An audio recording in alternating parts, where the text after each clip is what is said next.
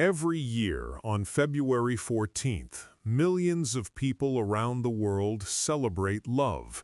They give flowers, chocolates, and cards to the people they care about. But have you ever wondered where this tradition comes from?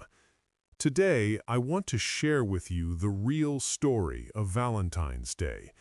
It's a story that goes back almost 2,000 years to ancient Rome. Long ago, in the 3rd century, Rome was ruled by Emperor Claudius II. He was a powerful leader, but he was also cruel. At that time, Rome was constantly at war. Claudius needed strong soldiers to fight for the empire, but he noticed something that made him angry. Many young men did not want to join the army. They didn't want to leave their wives and families behind. Claudius thought about this problem. He believed that married men made weak soldiers. They had too much to lose. They worried about their loved ones back home. So the emperor made a harsh decision. He banned all marriages and engagements in Rome. Young men could no longer marry. Claudius hoped this would make them better warriors. But there was one man who refused to follow this cruel law.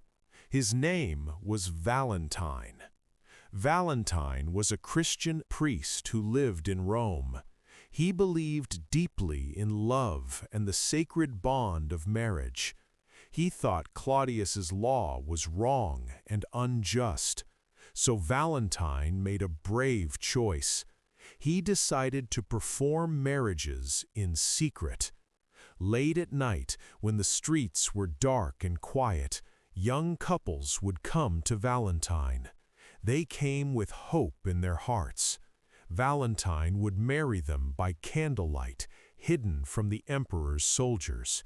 He believed that love was a gift from God, and no emperor should be able to take that away.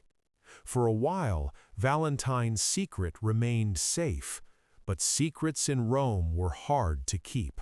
Someone discovered what Valentine was doing. Word reached the emperor. Claudius was furious. He ordered his soldiers to arrest the priest immediately. Valentine was thrown into prison. The walls were cold and damp. There was very little light. But even in that dark place, Valentine's spirit remained strong. He did not regret what he had done. He had helped people find love and happiness. That was worth any punishment. While Valentine was in prison, something unexpected happened. The jailer had a young daughter. Her name was Julia. Julia was blind. She had never seen the beauty of the world around her, but she had a kind and gentle heart. Every day she would visit Valentine in his cell. They would talk for hours. Valentine told her stories about faith, hope, and love. As the days passed, Valentine and Julia became close friends. Some say that Valentine prayed for Julia, asking God to heal her. Others say that his kindness and words brought light into her dark world. What we know is this: Julia's life was changed by knowing Valentine. The emperor's decision was final. Valentine would be executed for breaking the law. On the night before his death, Valentine wrote a final letter to Julia. He wanted to thank her for her friendship. He wanted to encourage her to stay strong and keep faith in her heart. At the end of the letter, he signed it with 3 simple words: "From your Valentine." The next day, on February 14th, in the year 269 AD, Valentine was put to death. He died because he believed in love. He died because he stood up against injustice. He became a martyr for love itself. But Valentine's story did not end there.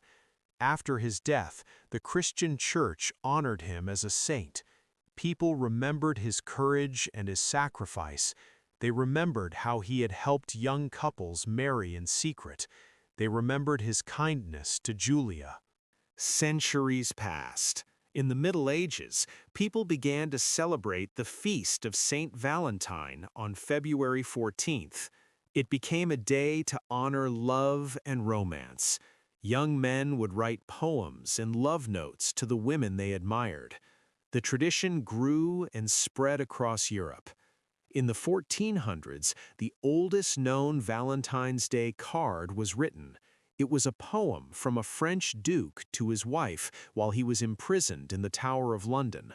He called her his very gentle Valentine.